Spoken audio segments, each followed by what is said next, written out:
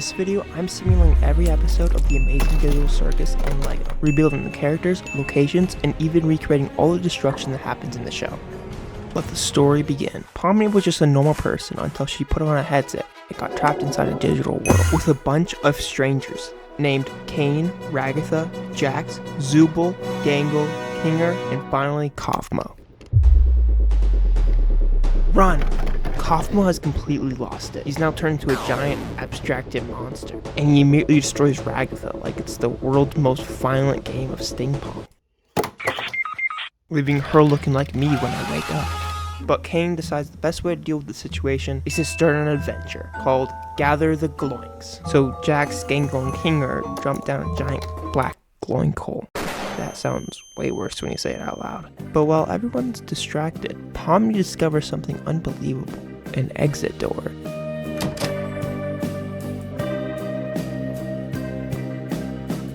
Two exit doors.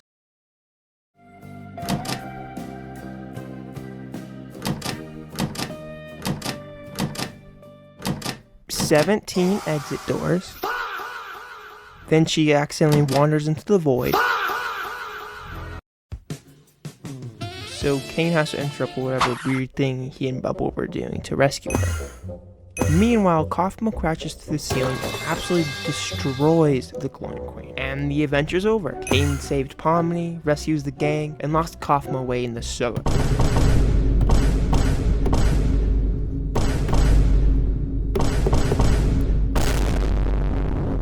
In the cellar.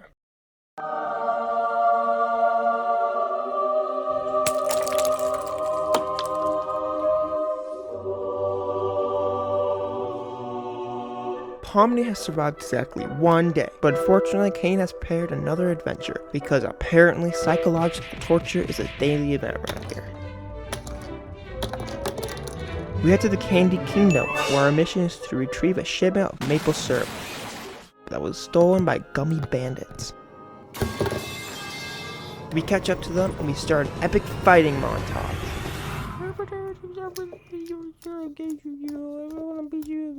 During the chaos, Pomni and Gummigoo accidentally clip through the map and fall into the game test layer. Gummigoo immediately has a midlife crisis and an existential crisis at the same time. Meanwhile, the rest of the gang runs into a giant chocolate monster called the Fudge.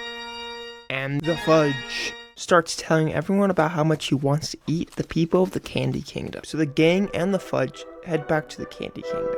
Meanwhile, Pomni explains reality to Gummigoo, who learns that his friends are fake, the kingdom is fake, and technically, he's fake too.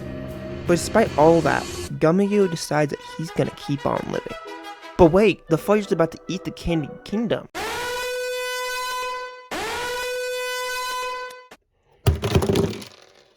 They all decide to let Gummigoo live in the circus with them. But Caine sees it, and if you don't like and subscribe right now, he's gonna get vaporized. You son of a brick! You didn't like and subscribe, I'll beat the crap out of you, I'll make a string on you.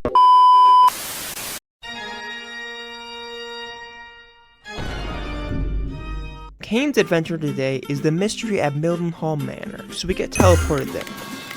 And they immediately have a choice between two doors, the good door and the super scary horrifying bad door. Naturally, Pomni and Kinger get shoved down the bad door.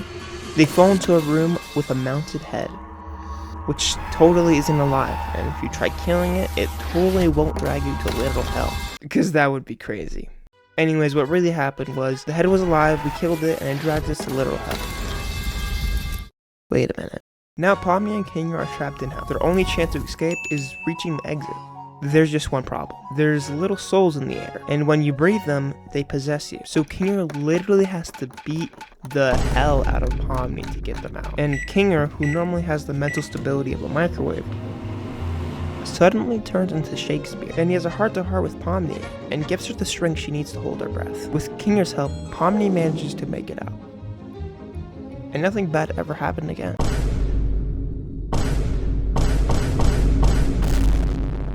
Gangle gets a brand new mask, one that won't break. And today's adventure is the curse of the violent psychopathic butcher.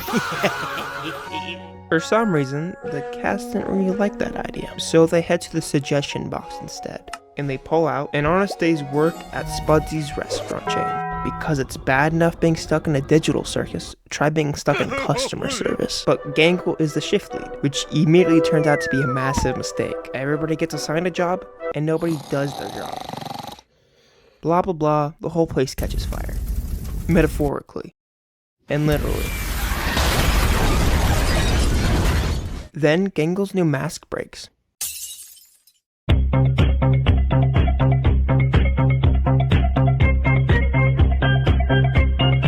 At this point, everyone hates Caine's adventures, including Caine.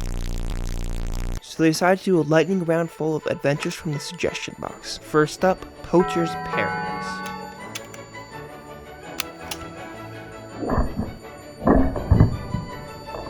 And we're skipping that one. And now Pomni's the president, and a New Zealander extremist shows up and blows the whole place up. Next, we're transported into an anime world, which looks the exact same as a normal LEGO world, because LEGO doesn't work that way. Stargazing, working at a bar, and softball game later, everyone finally gets to go home, and it looks like Jax and Pomni are actually becoming friends. I'm sure that won't be an important plot point later. Today's terrible adventure is a trust exercise. Oh wait, everybody hates that idea, so Caine gives them guns instead. They split into teams and they get the show on the road. Jax and Pomni end up together, and they have a heart-to-heart that turns Pomni evil. But Zooble and Gangle find a Tommy gun and light the place up.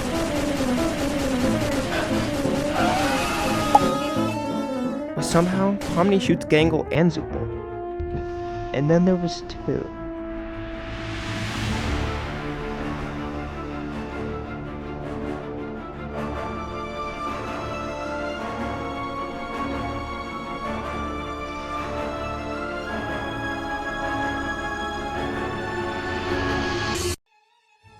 And the fight quickly stops being about the game and starts becoming personal. Things get really heated and they no longer want to be friends anymore.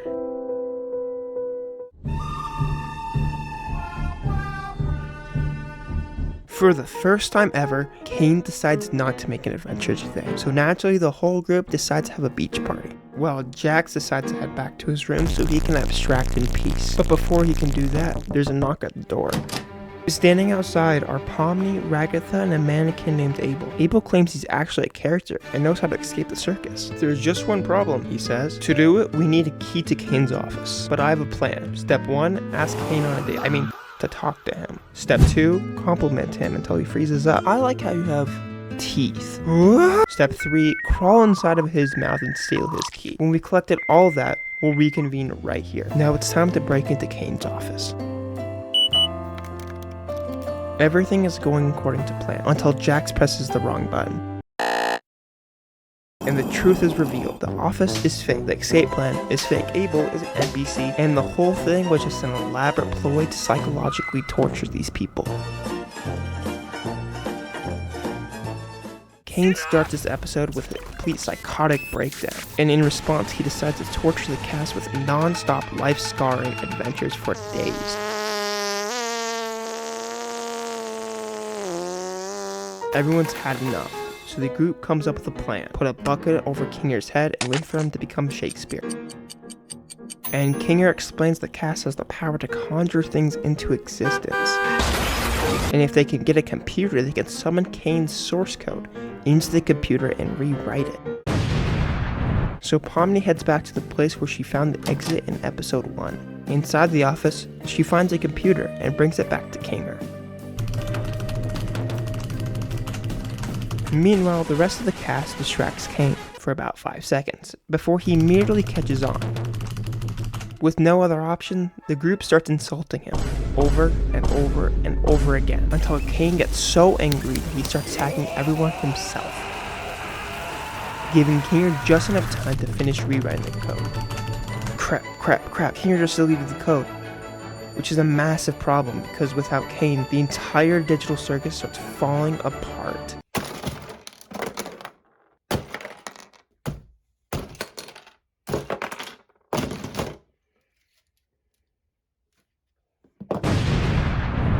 And suddenly, everybody has much bigger problems than adventures.